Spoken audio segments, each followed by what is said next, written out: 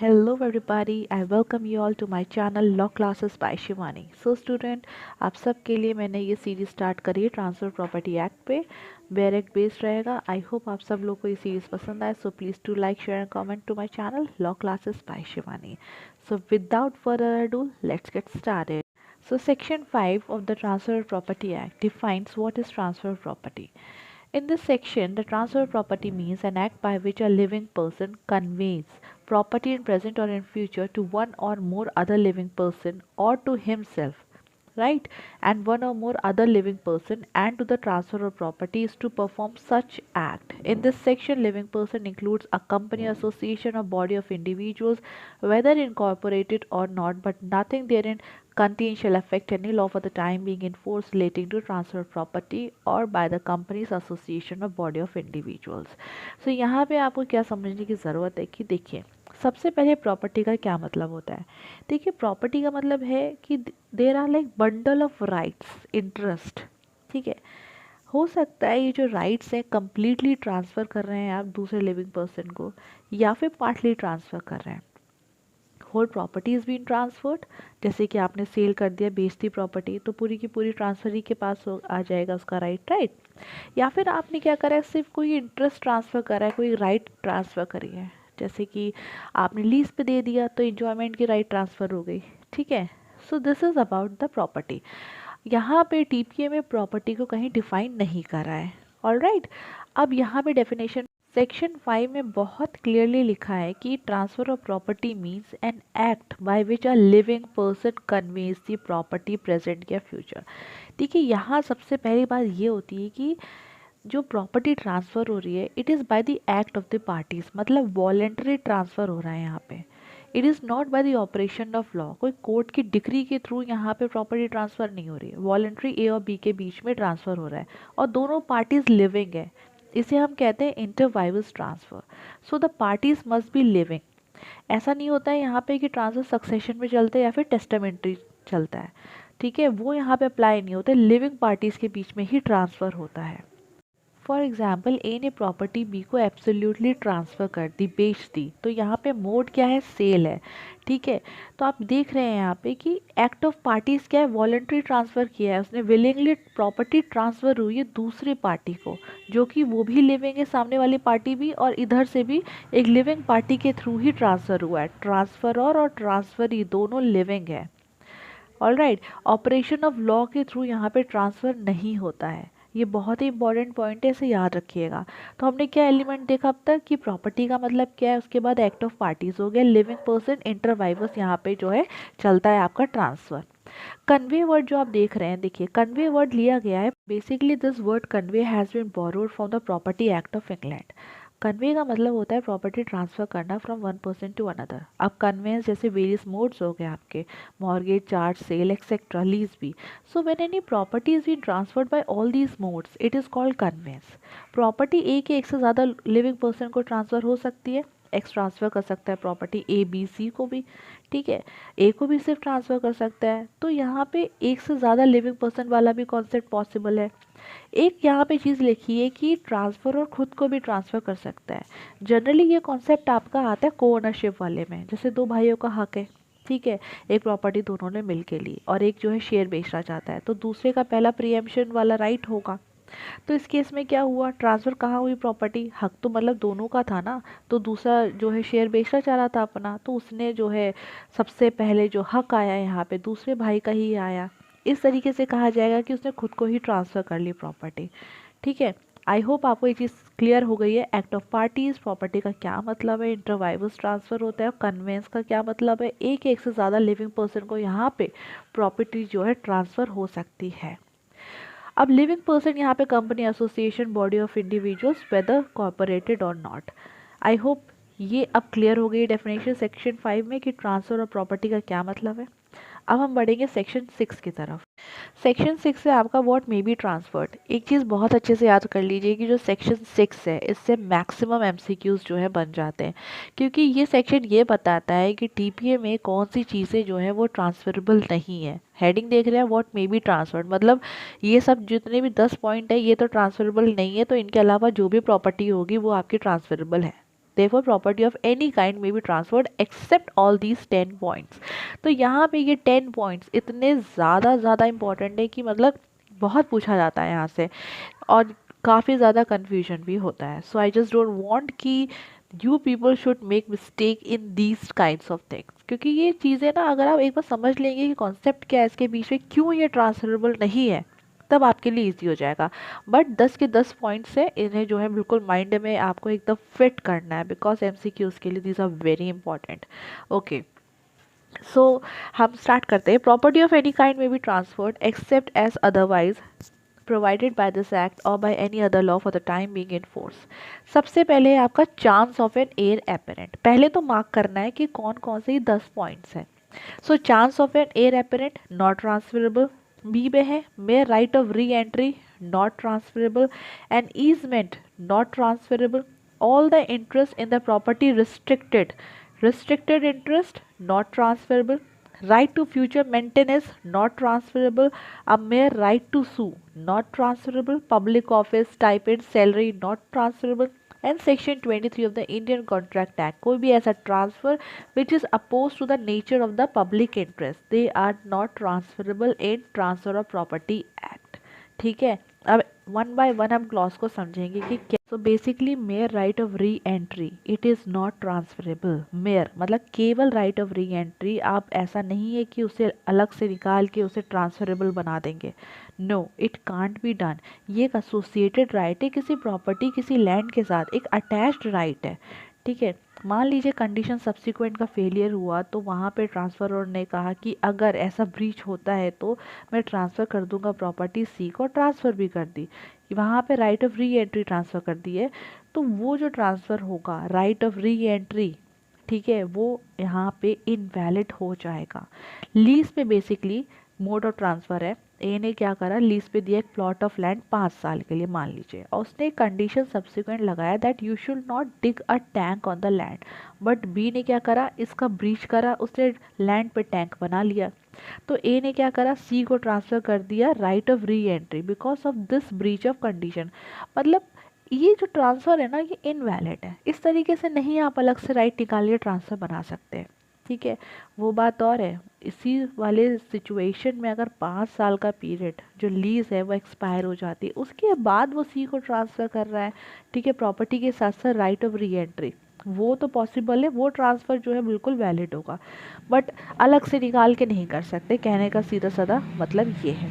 इसके केस में एक एक्सेप्शन यहाँ पे ज़रूर है, वो ये है कि जो लेसर है he can basically reserve this right of re entry for himself. ठीक है, फॉर हिज बेनिफिशियल इंजॉयमेंट, वहाँ पे तो वो रिजर्व कर सकता है in case of breach of the condition by the Lesi. और आपका जो ये प्रोविजन है क्लियरली लिखा भी है, except the owner of the property affected thereby. अब हम देखेंगे C, an easement can not be transferred apart from the dominant heritage. मतलब अलग से निकाल के इसको भी ईजमेंट्री राइट को आप ट्रांसफरेबल नहीं बना सकते हैं। ठीक है, ऐसा नहीं हो सकता है कि जो मेरी ईजमेंट्री राइट्स हैं मैं उसे ट्रांसफ़र कर दूं किसी और को, मैं ये नहीं कर सकती हूँ। ठीक है, ईजमेंट्री राइट्स अलग से, only and only easementary right it is not transferable. जब प्रॉपर्टी ट्रांसफ़र होती है उसके साथ साथ ईजमेंट्री राइट भी ट्रांसफर्ड होती हैं।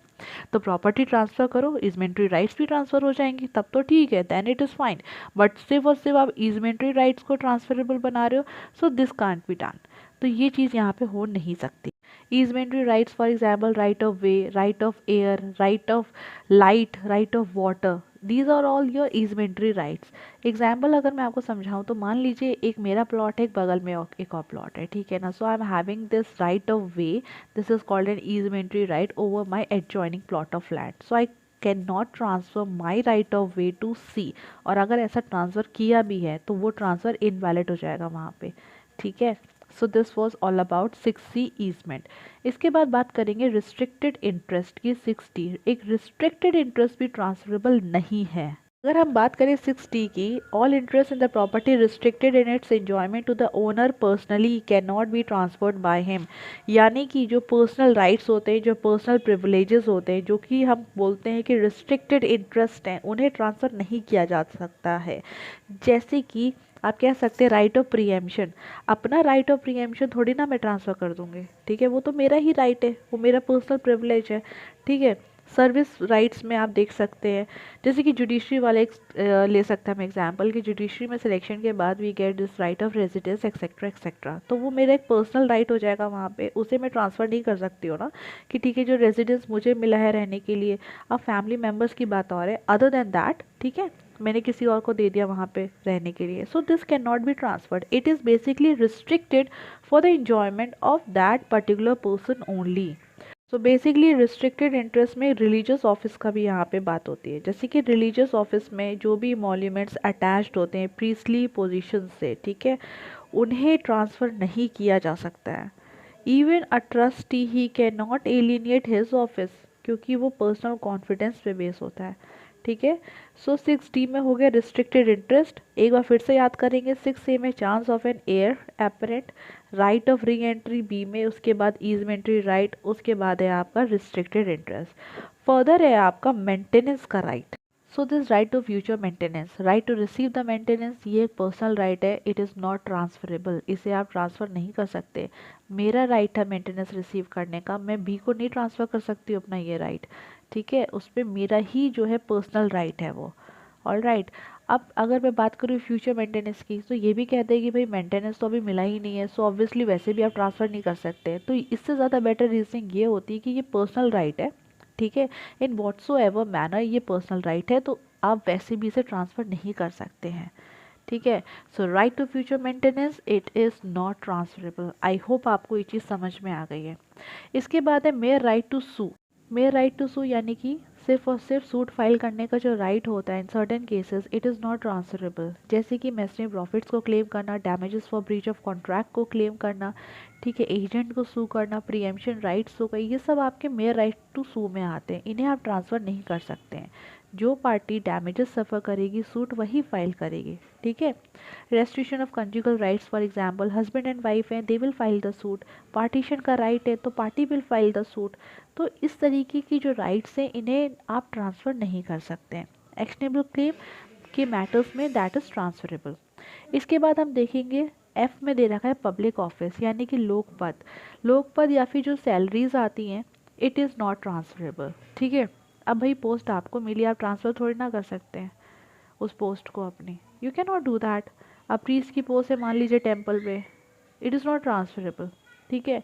सो सैलरी जिसकी है भाई उसी को मिलेगी, अपनी सैलरी में वैसे ट्रांसफ़र नहीं कर सकते हो, ठीक है। पब्लिक ऑफिस एक बहुत ही ज़्यादा वाइड डेफिनेशन है और आपके CPC 2 क्लॉज 17 में डिफाइन भी है, ठीक है।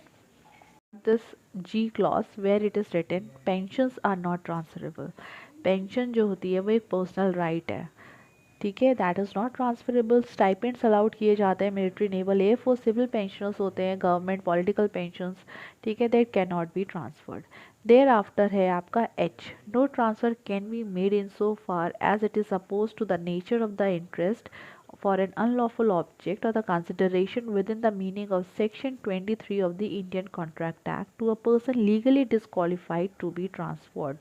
Basically, property cannot be transferred with the unlawful object or the consideration, like against Section 23 of the Indian Contract Act or to the incompetent person. Transfer he competent होना चाहिए, ठीक है, तो ऐसा कोई भी आप ट्रांसफ़र नहीं कर सकते हैं। अब यहाँ पे एक चीज़ लिखी है oppose to the nature of interest, ठीक है, अगर नेचर ऑफ इंटरेस्ट की अगर मैं आपको यहाँ पे बात बताऊँ तो मान लीजिए प्रॉपर्टी ट्रांसफ़र करी थी किसी पब्लिक यूज़ के लिए, तो बेसिकली यहाँ पे आप कोई और ट्रांसफ़र नहीं कर सकते ऐसा against this transfer, public use के लिए ही ट्रांसफ़र किया था, ठीक है। मान लीजिए पार्क के पर्पज़ के लिए कोई प्रॉपर्टी ट्रांसफ़र करी थी, तो अब ये नहीं हो सकता है कि मैं कोई और सब्सिक्वेंट ट्रांसफ़र करके ये कर लूँ कि अपने पर्सनल बेनिफिट के लिए उसको यूज़ करने लगूँ, ठीक है ना, तो इस तरीके का कोई भी ट्रांसफ़र नहीं हो सकता है। If the interest is dedicated to the public you can not create an interest like against this transfer, ठीक है, तो आप ऐसा नहीं कर सकते हैं। इसके बाद है आपका आई, nothing in this section shall be deemed to authorize a tenant having an untransferable right of occupancy. The farmer of an estate in respect of which default has been made in paying the revenue or the lessee of an estate under the management of a court of wards to assign the interest as such tenant farmer or lessee, ठीक है। देखिए कहना ये चाह रहे हैं कि यहाँ पे लेसी फार्मर्स टेनेंट इन्हें याद रखना है। अगर मैं टेनेंसी की बात करूँ तो एक जनरल रूल होता है कि जो लेसी होता है वो सबलेट कर सकता है, बट अगर लेसर ने कोई एक वहाँ पे कंडीशन इम्पोज कर दी है ट्रांसफ़र के time that you can not sublet it, means you can not सब ट्रांसफ़र इट, ठीक है। सो इस तरीके से जो है कंडीशन इम्पोज करी जा सकती है। So lessee can not transfer it, तो अनट्रांसफरेबल हो गया ना उस सिचुएशन में, तो यहाँ पे वही बात वो कह रहे हैं। So everybody we are done with these two provision, section 5 and section 6। I hope आपको समझ में आया हो सकता है। So everybody, we are done with these two sections, section 5 and section 6. I know ये थोड़ा लेंथी वीडियो है और आप लोग सोच रहे होंगे सिर्फ 2 सेक्शंस मैंने पढ़ाए हैं इस वीडियो में। देखिए वो इसलिए क्योंकि मैंने डिटेल में आपको पढ़ाया है कि प्रोविज़न सिर्फ मैं अगर आपको कहते हैं ना कि बस सेक्शन 5 ये है, सेक्शन 6 है, मतलब डिटेल में बताया है, नहीं कोई रीजनिंग, सेक्शन 6 ही ले लीजिए, बस आपको बता दिया यहाँ पर 10 पॉइंट्स हैं, पॉइंट्स के पीछे का रीज़न क्या है वो मैं आपको अगर नहीं बताऊंगी तो I am not doing justice to my work. और मैं चाहती हूँ कि आप सबको रीजनिंग पता हो, ताकि यहाँ जो आप 10, 11, 12 मिनट, 15 मिनट जो भी मेरी वीडियोस को दें, उसके बाद आपके पास एक कॉन्क्रीट इन्फॉर्मेशन हो उस प्रोविज़न से रिलेटेड। देखिए बहुत हेल्पफुल रहेगा आपके लिए। एंड मैं ना उन लोगों के साथ भी अपनी नॉलेज शेयर करना चाहती हूँ जो कोचिंग्स ना अफोर्ड नहीं कर सकते हैं। देखिए हर कोई नहीं कर सकता है, बहुत हैवी अमाउंट पे करना पड़ता है, तो जितनी भी रीजनिंग है सब कुछ है आपको मेरे वीडियोस में ज़रूर मिलेगी। So you just don't need to worry about that. और प्लीज़ मेरी वीडियोस को शेयर करिए, आपको पसंद आता है तो please do like and subscribe to my channel. इसी तरीके से सीरीज़ चलती रहेगी, प्रोविजंस आपके सामने प्रेजेंट होते रहेंगे। बस आपको जो है समझने की ज़रूरत है कि what I am trying to share with you all, क्या मैं आपको समझाना चाह रही हूँ। और रही बात बुक्स की, अगर एमसीक्यू सॉल्व करना है तो you have various option, single है, यूनिवर्सल है, ठीक है, आप उससे एमसीक्यू सॉल्व करिए, जो भी टॉपिक पढ़िए, साथ में ये भी देख लीजिए कि मेंस का क्या क्वेश्चन आया है, ठीक है। तो इस तरीके से आप लोग तैयारी करें अपने, और please do watch my channel. यहाँ पे आपको अच्छी अच्छी वीडियोस, इन्फॉर्मेटिव वीडियोस मिलेंगी जो आपकी प्रिपरेशन को और बूस्ट अप करेंगी। So will see you all in my next video. Till then take care, bye bye.